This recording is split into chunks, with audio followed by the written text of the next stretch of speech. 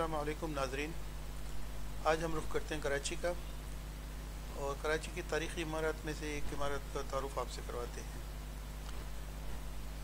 दोस्तों, आपने shopping malls तो बहुत देखे होंगे।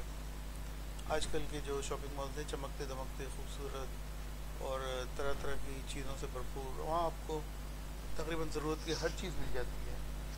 इसीलिए आप में से कई लोग हैं जो शॉपिंग मॉल में जाके शॉपिंग करना पसंद करते हैं, ताकि एक ही छत के नीचे उन्हें तकरीबन हर चीज़ मिल जाए और इधर उधर न जाना पड़े। मगर क्या आप जानते हैं कि ये कोई नई चीज़ नहीं है।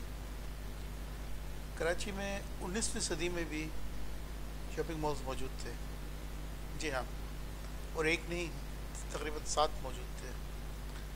उनमें से ये बड़ा शॉपिंग मॉल जिसे आप आज भी देखते हैं, एम्प्रेस मार्केट है। जी, एम्प्रेस मार्केट उस दौर का यही शॉपिंग मॉल था। गरचे उसमें आजकल की तरह रोशनियाँ और ये चीज़ें नहीं थी, मगर उसकी क़दामत में ही एक जो रोब व दबदबा था, उसको देख के आपके दिल पर एक हैबत सी तारी हो जाती थी, रौब तारी हो जाता था कि वाकई ये कोई जगह है। और ये चीज़ आज भी है। आज भी आप वहाँ जाएँ तो आपको दिल एक अजीब से एहसास से धड़कने लगेगा। और ये भी ऐसा शॉपिंग मॉल था कि यहाँ आपको ज़रूरत की हर चीज़ मिल जाती थी। आपको खाने पीने की चीज़ें चाहिए, गोश्त मछली वगैरह चाहिए, चावल चाहिए, दूसरे अनाज चाहिए, मसालाजात चाहिए, सूखा मेवा, फ्रूट, फल, सब्जियां, कपड़े, गर्ज के हर चीज़ यहाँ दस्तयाब थी। और आज भी अंदर जाए आप तो आपको तकरीबन हर चीज़ मिल जाती है वहाँ पर। ये उस दौर में बनाई गई थी, 19वीं सदी में। ये कराची का मशहूर तरीन और पुरजूम मकाम है, सदर जो है। यहाँ पर उस दौर में ये बिल्कुल खाली मैदान था। वहाँ यहाँ कुछ भी नहीं था, सिर्फ एक खाली मैदान था। और इस मैदान से भी एक बहुत दर्दनाक वाक़या मुंसलिक है। जी हाँ,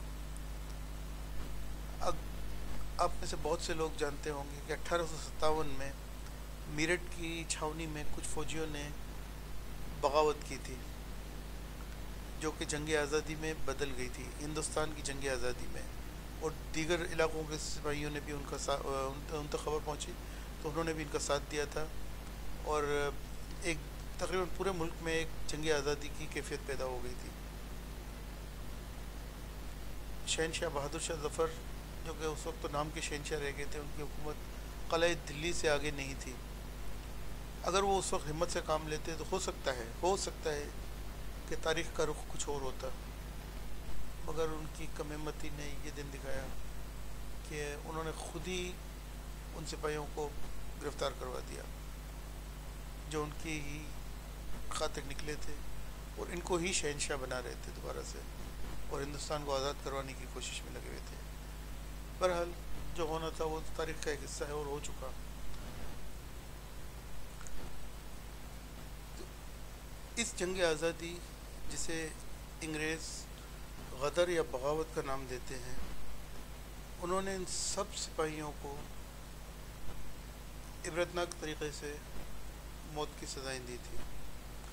इस इलाक़े में जो सिपाही पकड़े गए थे, उन्हें इसी मैदान में, जहाँ पर ये आज एम्प्रेस मार्केट वाक़ है, यहीं पर उनको तोपों के धानों से बांधकर उड़ा दिया गया था। बड़ा दर्दनाक मंजर था कि इंसान तोपों के धाने से बंधे हुए हैं और उनके जिस्मों के आज़ा दूर दूर तक धमाकों के साथ बिखरते चले जा रहे हैं। ये भी एक वक्त था।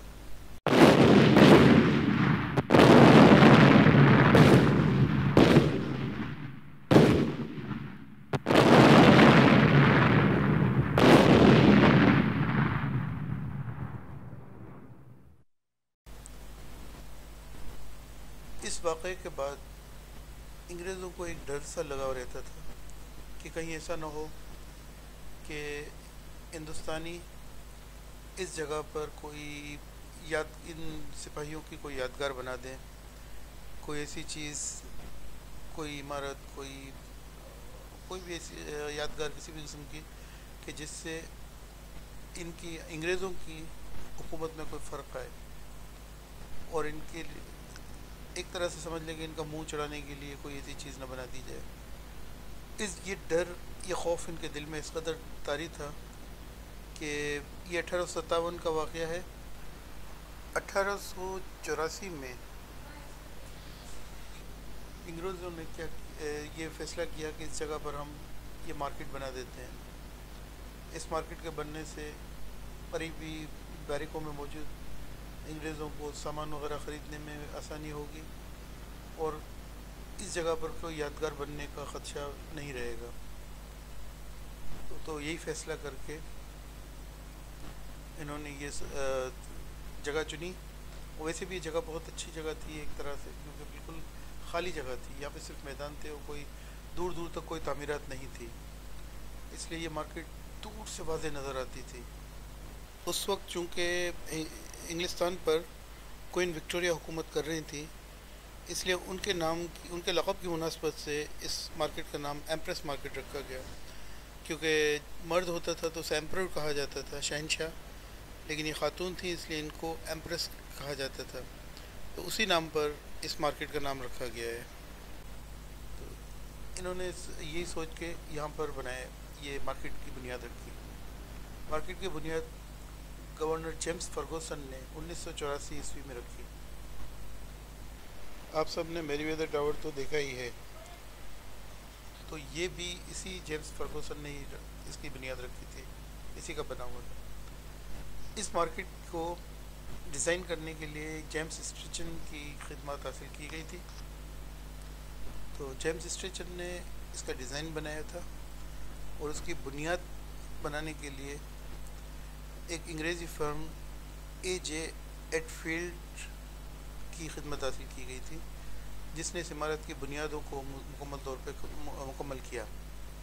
इसके बाद इमारत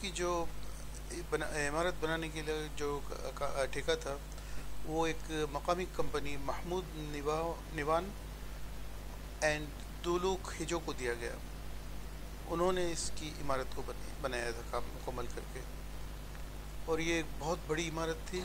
इसके सहन 130 ज़रब 100 के साइज़ के सहन था इसका, बहुत बड़ा, और उसमें 4 गैलरियाँ बनाई गई थी जिनका साइज़ तकरीबन 46 फीट चौड़ाई थी इनकी।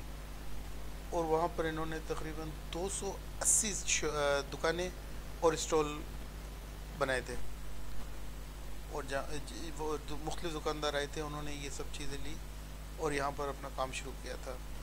तो इस तरह यहाँ पे तकरीबन हर चीज़ दस्तयाब थी।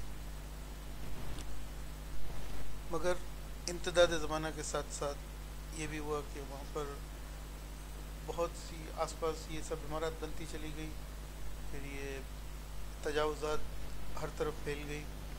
इन तजावुज़ात का ख़ात्मा अभी 1 साल पहले कर दिया गया था, और इमारत के गिर्द पहले जिस तरह एक बाग बना हुआ था उस बाग को दोबारा बनाया गया है।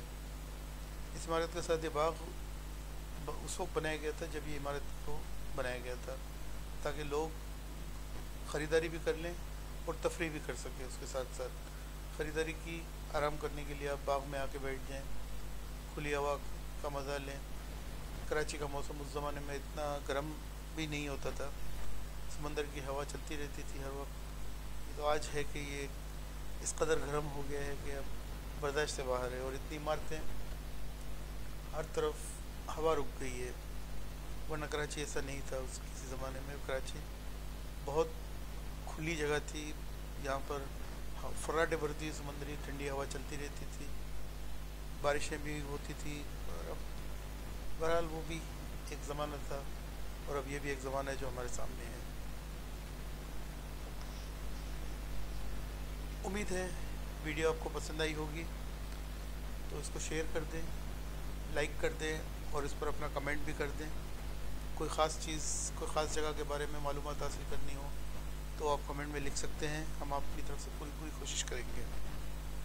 इसके अलावा शेयर ज़रूर करें, और इसको अगर आपने अब तक चैनल को सब्सक्राइब नहीं किया तो ये सब्सक्राइब का बटन दबा दें, और साथ लगा घंटी का बटन भी दबा दें, ताकि आइंदा आने वाली वीडियोस आपको बर वक्त मिल सकें।